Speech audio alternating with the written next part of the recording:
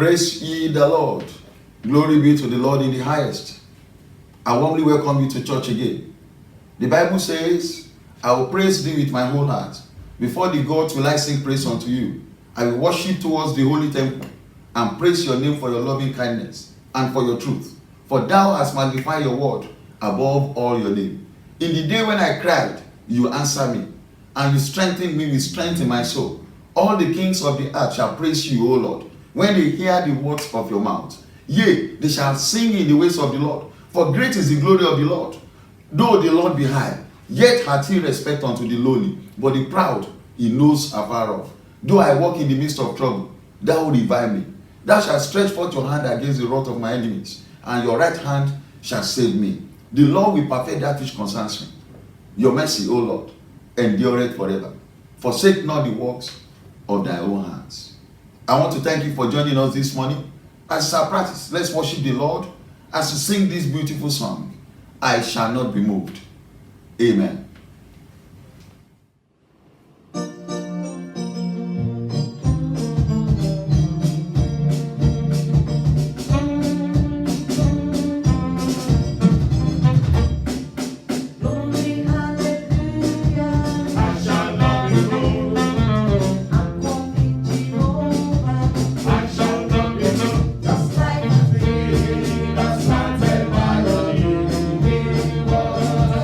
I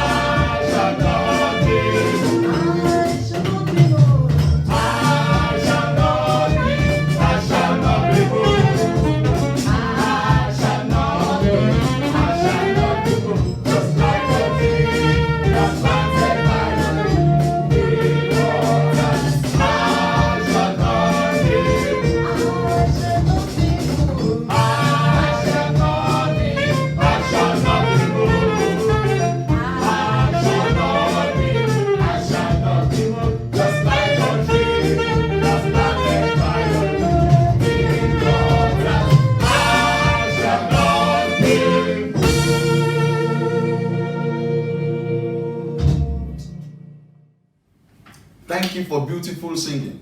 Let me also welcome you again to church. For those of you that joined us last Sunday, you remember that our theme for this month is praying for greater exploits, as is found in the book of James, chapter 5, verses 16, 17, and 18. Even though our focus is on verse 16b, let me read it to you.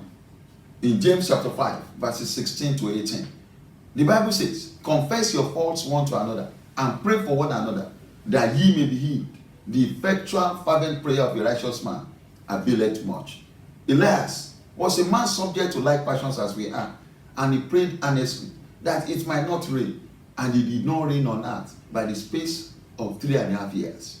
And he prayed again, and heaven gave rain, and the earth brought forth her fruit. Wow. Last Sunday, we started a 3-series discussion on effectual prayer.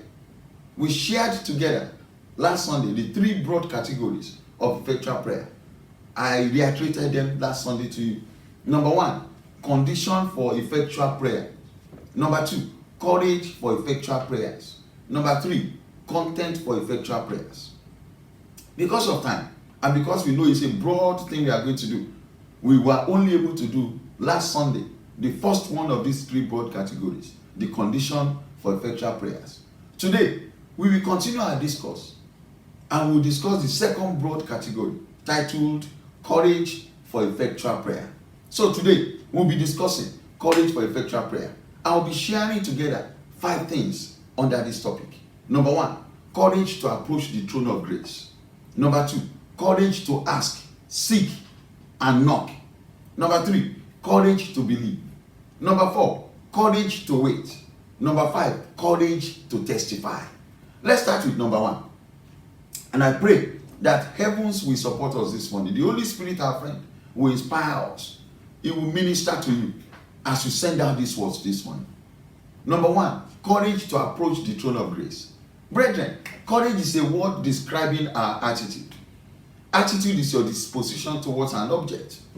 Many people find it difficult to go to God and show that attitude of courage in coming to Him. Many people today are so disconnected with God, or feel that He's so far away. They don't even know how to talk to Him, and they don't even bother to try. They run away from prayers, and some pray as if they are praying to somebody who does not want to hear them. They come to the Lord without understanding of what they are doing. I've even had people say that they don't know how to pray. You ask them to pray, they say, I don't know how to pray. You need to have courage to come to the Lord. The beginning of prayer is seeking God. And you can learn a way to approach Him with courage and confidence. The Bible says in Hebrews chapter 4, verse 16, let us then with confidence draw near to the throne of grace, that we may receive mercy and find grace to help in times of need. Let me share with you some reasons why you need and you should approach the throne with courage. Reasons that will help you. So you come to the throne of grace with boldness and with confidence. Number 1 reason is God is the one inviting you. You are not inviting yourself. God is the one inviting you. You are not a great crasher. You are not gate crashing. You have the invite in your hand. Don't let the devil bounce you. Don't let your yesterday hold you down. In Isaiah chapter 1, verse 18, the Bible says, come now and let us reason together. Said the Lord, though your sins be as scarlet, they shall be as white as snow. Though they be red like crimson, they shall be as wool. That's an invite.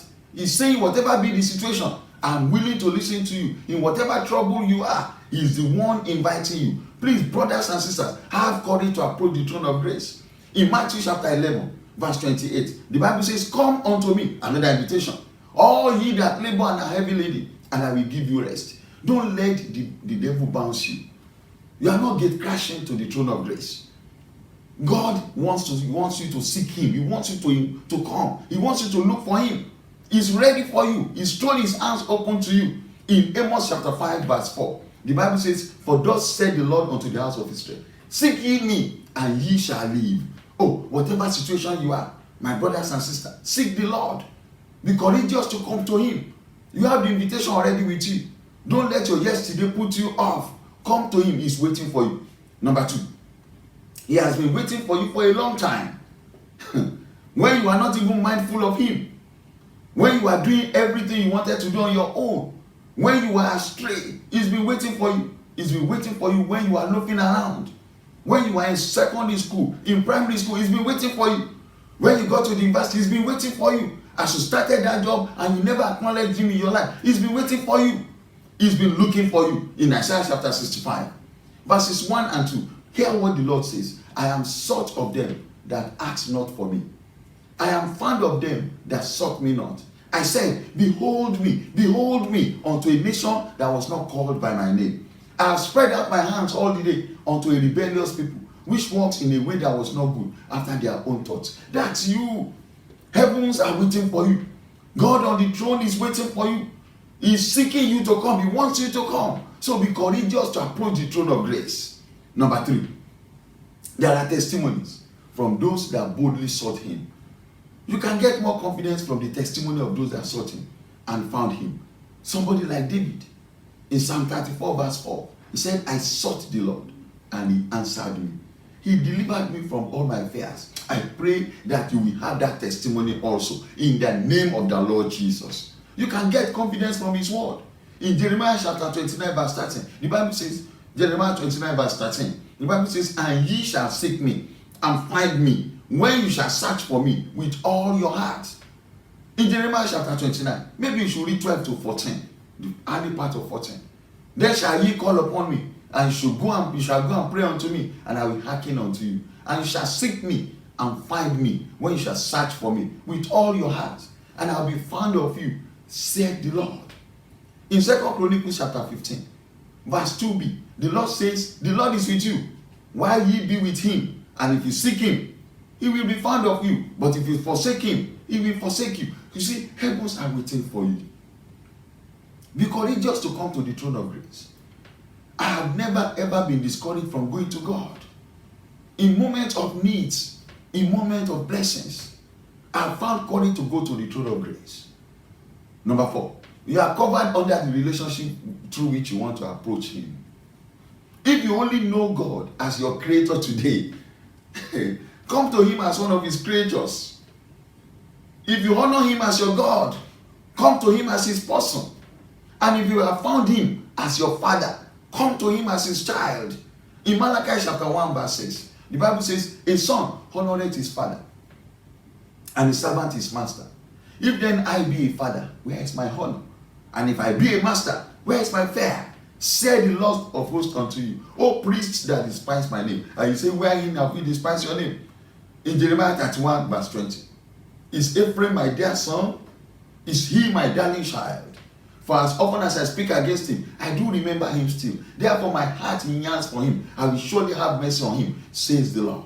You see, the Bible says in Luke chapter 12 verse 32, fear not, little flock, for it is your father's good pleasure to give you the kingdom. Jesus called him your father.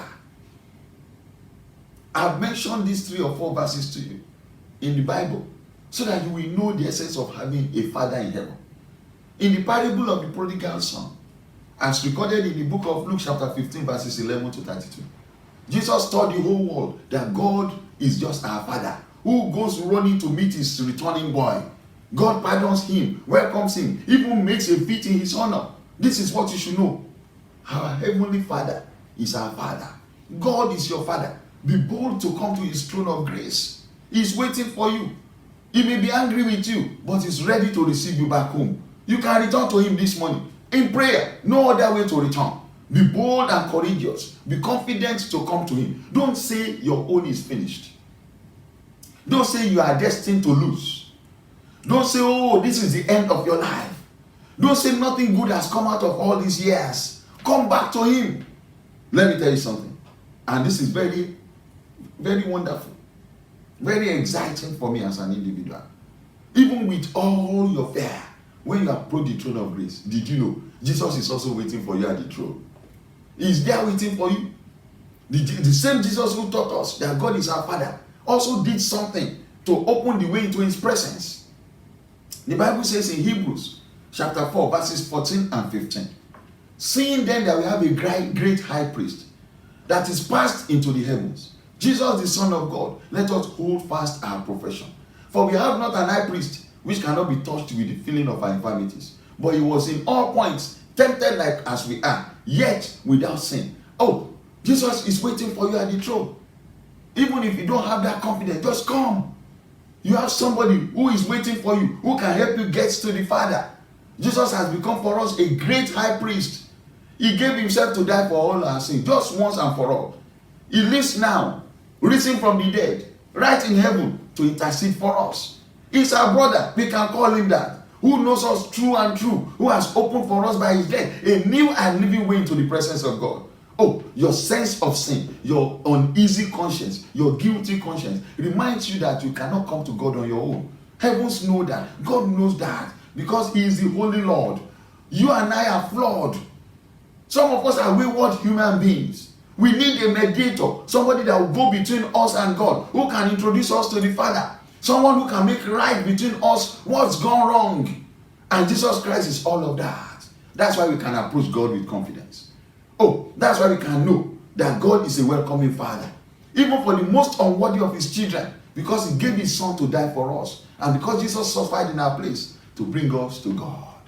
Oh, that at least should reassure you and me that when we come to God, we know he will hear us, not because of us, but for the sake of his dear son who is seated on the right hand side of him. Not because we are worthy, because whatever our worthiness is subsumed under Christ, but because Jesus died and lives now to plead on our behalf. Oh, and that's the way for all who believe in Christ. We know God will answer our prayers because we appeal to him. We pray to him in the name of Jesus, our mediator. Be courageous to come. I encourage you, in whatever situation you are. Brethren, did you know that 1 minute prayer with the Lord, that 2 minutes silence before the Lord, that communion that you get when you courageously come to him, gets you direction, gives you the impetus to live your life. Maybe I should tell you, the spirit governs the physical. It's in the spiritual that you get all things done. Many times when I read in the night, when I study in the night and I'm confused, I only ask him to give me directions. In 1 minute, 2 minutes, I bow my head and pray. I always have courage to go to the throne of grace and receive mercy. And you see, in the next 5 minutes, things I've labored on for about 1 hour, 2 hours in my study, I see it happen in 30 minutes, 15 minutes. As I'm so quickly, he directs me. Brethren, I invite you this morning. Please have courage to approach the throne of grace in whatever situation you may find yourself, wherever you may find yourself. Number 2, have courage to ask. Have courage to seek and knock. In Matthew chapter 7, verses 7 to 11, the Bible says, ask and it shall be given to you. Seek and you shall find. Knock and it shall be opened unto you. For everyone that asks receives, and he that seeketh findeth, and to him that knocks it shall be opened. Or what man is there of you, whom if his son asks bread, will he give him a stone? Or if he asks a fish, will he give him a serpent? If ye, human beings, then being evil, know how to give good gifts unto your children, how much more shall your Father, which is in heaven, give good things to them that ask him? Oh, courage to ask, courage to seek, courage to knock. Asking is verbal, talking. Seeking is of the mind. Knocking is of the behavior. It takes right speech to ask. It takes concentration of the mind to seek. And it takes persistent behavior to knock. In every prayer, let me tell you, there is the asking, there is the seeking, and the knocking. If your prayer will be effective and effectual, you must ask. In every prayer, you must seek and you must knock. You must ask by verbal presentation. You must seek by concentration of your mind on the Lord. You must knock by being persistent, the right behavior in his presence. It takes courage to ask specifically and not generalized prayer. I always want to pray specific prayers because I know it takes audacity to do that. Christ encourages us to speak boldly in prayer. Don't be afraid to pray specific prayers. Don't just pray, bless me. Ask for that blessing in particular. Ask for things you want the Lord to do for you. That's how to get effectual prayers. So when the answers have come, you will know this is an answer to my prayer. In Mark chapter 10, verse 51, the Bible says, and Jesus answered and said unto him, what wilt thou that I shall do unto you? And the blind man said unto him, Lord, that I might receive my sight. Specific prayer. That is very direct and specific. That's the way to pray. You must have courage to ask. Ask directly. In Acts chapter 9, the story of Paul's conversion, in verses 5 and 6, the Bible says, and he said, that's Paul, and he said, who are you, Lord? Direct question. He wasn't parabolating. And the Bible says, and the Lord said, I am Jesus, whom you persecute. It is hard for you to kick against the pricks. And he, trembling and astonished, said, Lord, what will you want me to do? And the Lord said unto him, arise and go into the city, and it shall be told you what thou must do. See, brethren, it's specific prayer. They always lead to specific answers. Stop praying generalized prayer. Pray specific prayer. When you pray about your children, pray specific prayer. When you pray about your bosses in the office, pray specific prayer. When you pray about your work, pray specific prayer. When you pray about your family or your spouse, pray specific prayer. Pray specific prayer for your nation and your state. Pray specific prayer for your church. Pray specific prayer for your pastor.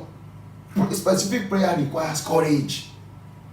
It's difficult, but it requires courage. The Bible says Elias was a man of like passion like us. And he prayed specific prayer. There will not be rain for 3.5 years. And the rain stopped. That's specific. He didn't just say, let there not be rain. He was too direct and specific. Oh, I read of the father of modern day Christianity, Martin Luther, the father of the Protestants, when one of his assistants that he thought would take over from him was dying. You know, Martin Luther stayed upon him and said, this is my will, God. And I know this will is subsumed in your will, that this man, after I'm gone, will take over from him. I declare that ye will not die, because this is your kingdom. And lo and behold, the man did not die. It was at the point of it was specific prayer. Specific prayer requires courage. Just like it takes courage to speak to the mountains and command the mountains to be removed and cast into the sea. When you see mountains, you will be overwhelmed by mountains. Mountains of financial problems. Mountains of reproductive issues. Mountain of barrenness. Mountain of miscarriage. Mountain of stagnation. Mountain of so many mountains that you can think of afflicting men. And when you see mountains as solid as they are on the ground, you are wondering how they will move. And so you don't want to pray specifically. But the Bible says in Mark chapter 11 verse 23, say, for verily, meaning truly, for verily I say unto you, that whosoever shall say unto this mountain, be thou removed and be thou cast into the sea, and shall not doubt in his heart, but shall believe that those things which he said shall come to pass, he shall have whatsoever he said. Brethren, there are mountains that confront us every day. Going around the mountains will not help you. Have the courage to speak to your mountains. In the midst of asking, seeking, and knocking, we must be sure God is hearing us. God has informed us, kindly of course, of the way in which we can be sure to get a hearing ear.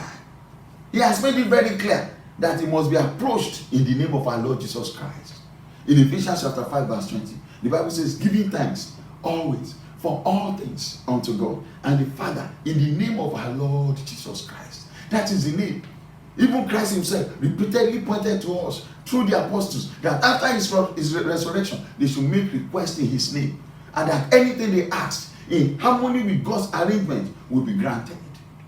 In John chapter 14, verses 13 and 14, the Bible says, and whatsoever ye shall ask in my name, that will I do, that the Father may be glorified in the Son. If you ask anything in my name, and you'll do it. At the close of our prayers, we should also acknowledge Jesus as the way of approach. In 2 Corinthians chapter 1, verses 19 and 20, for the Son of God, Jesus Christ, who was preached among you by us, even by me, and Silvanus and Timotheus, was not yea and nay, but in him was yea. For all the promises of God in him are yea, and in him amen, unto the glory of God by us. Acknowledge it. Stay on his promise. Our courage to ask, to seek, to knock, we reflect various forms of prayer we pray. Ephesians chapter 6 verse 18. The Bible says, praying always with all prayer and supplication in the spirit, and watching thereunto with all perseverance and supplication for all saints. It tells you that there are diverse prayers. And when you are praying, you are asking, you are seeking, you are knocking. Make sure your prayers fit the occasion. So it is good that when we are praying, we make it as specific as possible. There should be a point of purpose that we want to pray for in that occasion. That our prayers should not be scattered. It should not be rambling. It should not be incoherent. Our prayers should be coherent. Brethren, have the courage to ask specific things from the Lord. As we go in the week, ask the Lord about Monday. Ask the Lord about Tuesday. He said in his word, ask me concerning the works of my hand. Just ask him. Discuss with him.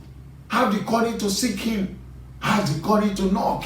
Discuss your plan with him. That is how to have effectual prayer. Number 3, courage to believe. Believing in your prayer takes the emphasis of the prayer itself and puts it all on God. You know the problem we have is that when you begin to pray, you begin to look at the prayer. No, just put your believing in God. The focus is all about God and his faithfulness. In the Bible, we are taught to not only rely on prayer alone, but to rely on him. Your faith and belief must be in your heart before the prayer comes out of your mouth. If you don't believe, you can't pray. If you pray without believing, then you have made a mess of that prayer. First and foremost, prayer starts with believing. It starts with faith in you. In Mark chapter 11 verse 24, the Bible says, therefore I say unto you, what things soever you desire, when ye pray, believe that you receive them, and you shall have them. Faith doesn't mean that God will do anything I ask if only I can get myself to believe hard enough. No, it's believing that God will do what he promises to do. It's holding on to the fact that he is faithful. That is faith. For that reason, the promises of God in the scriptures have come to have enormous significance for us as we pray. They gave me confidence. They will give me confidence tomorrow. They are giving me confidence today. So when I pray, I base my prayer on what God has pledged himself to do. I don't have to wonder whether this is his will or not, because I know right in the passage, in the scriptures, is there. Look at what he said. He said, I will bless your bread. I bless your food. And I will now make you sick. So I stay on that promise as I pray about my health. Look at what he says. He says, thou shalt be heard and not stay. So when I kneel down to pray, that I want to excel in things, that is the will of God for me. Once I base those things on prayer, on the promises in the scripture, I can take those things from the throne of grace and come back rejoicing. He has given to me, and all of you listening to me, all his children, his covenant promises. So I will pray like King David prayed in Psalm 119 verse 49. He says, remember the word unto your servant, upon which thou hast caused him to hope. Yes, my hope is in the scriptures. I've laid my life on the scriptures. So when I ask him according to his will. Though the answer may be long at times, it may be delayed. Though my circumstances may be shouting against what I'm hearing from God, I yet will hang on because I have his promise. He will make it happen. Number 4, courage to wait. Waiting is difficult after you have prayed. Waiting for answer. But brethren, when you hurry is the death of prayer. Hurry nails the coffin of prayer. Praying without waiting makes you to go into temptation. Praying without waiting leads you to presumptions. That's how people make mistakes. It leads them to mistakes because they are not waiting. After I pray, I wait for him. It can be 1 day. It can be 2 days. At times it's 30 minutes. At times it's 1 year. You are waiting on him.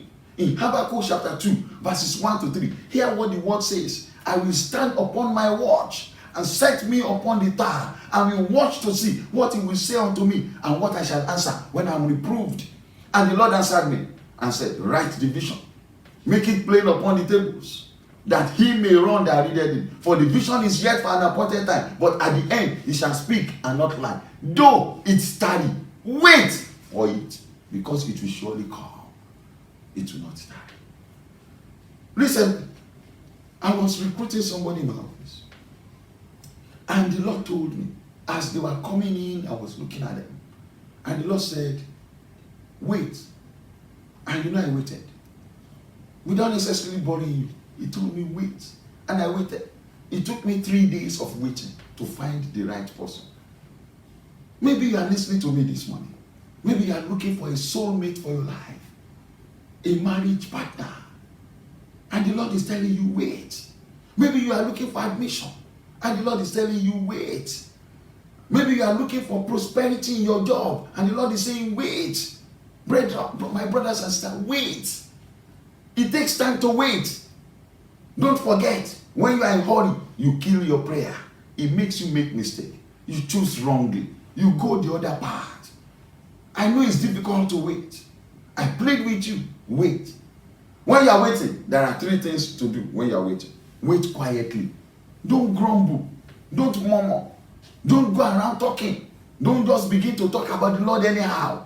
The Bible says in Psalm 62 verse 5, my soul, you see David, hallelujah, was calling his soul to order. When you are waiting, you need to call your soul to order quietly. Psalm 62 verse 5 says, my soul, wait thou only upon God, for my expectation is from him. Wait quietly. When you are waiting quietly, don't look at men. Men cannot solve your problems. Effectual prayer does not look at men. Number 2, wait patiently. In Psalm 37 verse 7a, rest in the Lord and wait patiently for him.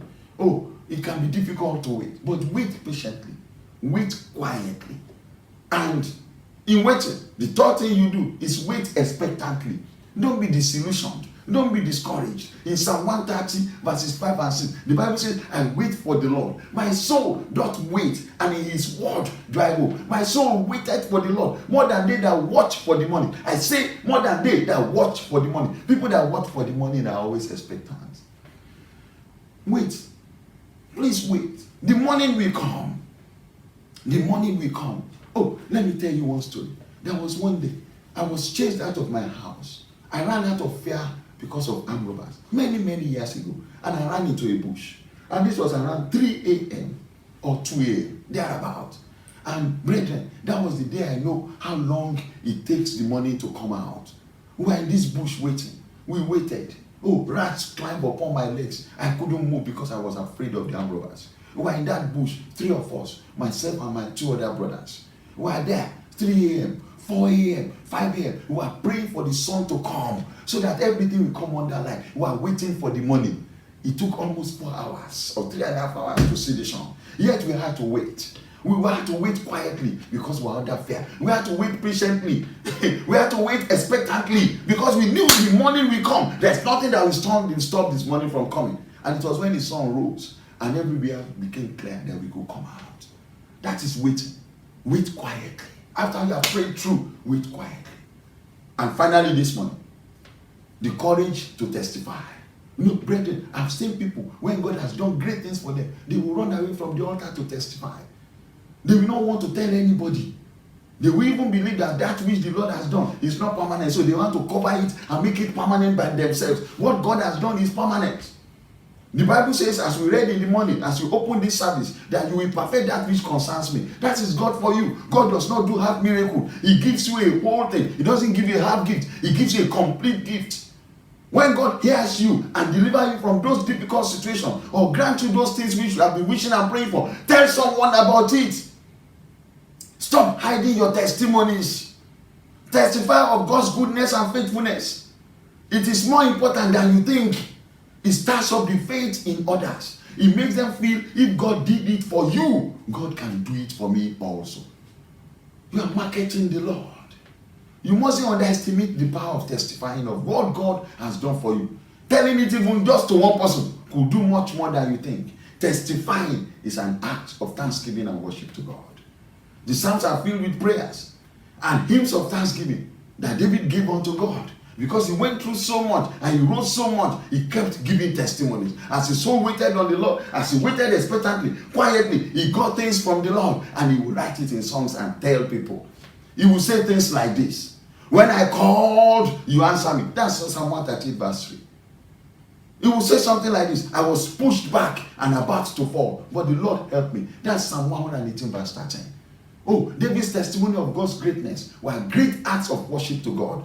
And David pleased God so much that he's called a man after God's own heart, as recorded in Acts chapter 13, verse 22. Brethren, Testifying is recommending to God, recommending God to someone as a great solution to any problem. And that is a great act of worship.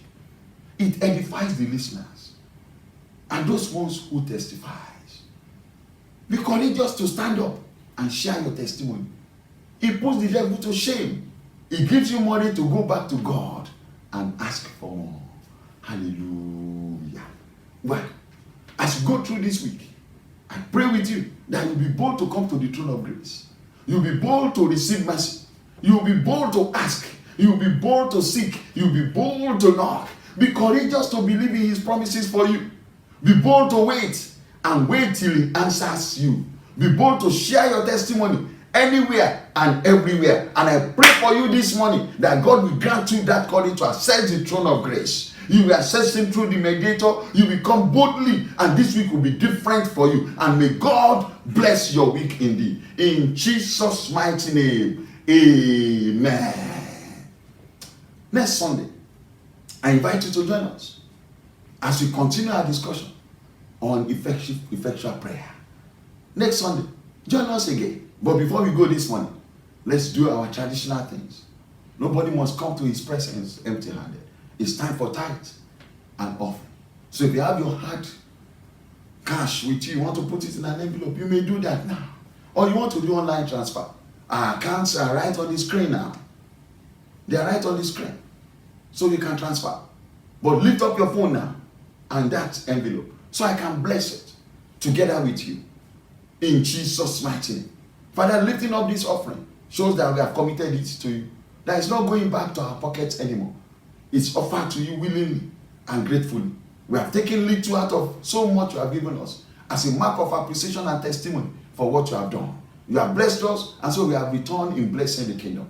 Father, we ask that this offering, Lord, will be acceptable in your sight. It will be used for the expansion of the kingdom on earth, and you will be proclaimed as the Lord everywhere. So shall it be. And Lord, we ask, as you have spoken in your word, you will rebuke devourers concerning us. Our pockets will not leak. Our health will be resounding. We will be head and not tail. That will be our portion. In Jesus' mighty name, we are prayed. Amen. The accounts are right on the screen. I encourage you to please transfer online. And if you cannot do that, and you are putting your money in the envelope, please send it to the church or through your home fellowship leaders, those of you that are in the home fellowship. And may God bless you. You can also transfer from abroad. You can get a swift code if you so decide. That can be done. And God will bless you as you do so. Blessed be the name of the Lord. Just before we go, let me speak to your week as I do every time. That I pray for your week. That this week there will be new connection for you. This week there will be destiny helper for you. This week there will be resources available for you. I pray that the power of death over you is broken this week. You will travel and you have journey mercies. Thank you, Father. I also pray for you. Those of you celebrating your birthday this week, I ask that heavens will grant you another 365 days of victories and testimony in the name of the Lord Jesus.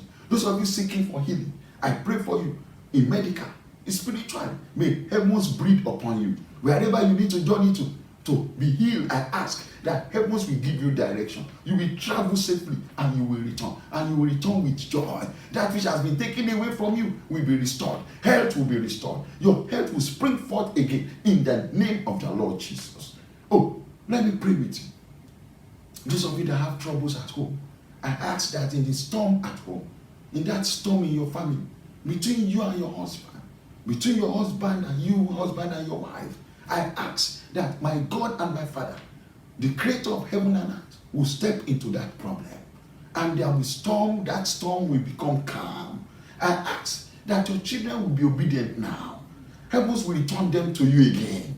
Those ones that have gone astray, heavens will restore them. The husband that has gone astray, the heavens will bring them back. Father, I ask specifically that there will be restoration this week. Restoration of communication at home. Restoration of joy at home. Restoration of lost glory upon children. Let it be so for us this week. In Jesus' mighty name, we have prayed. Amen. Oh, there's somebody watching me.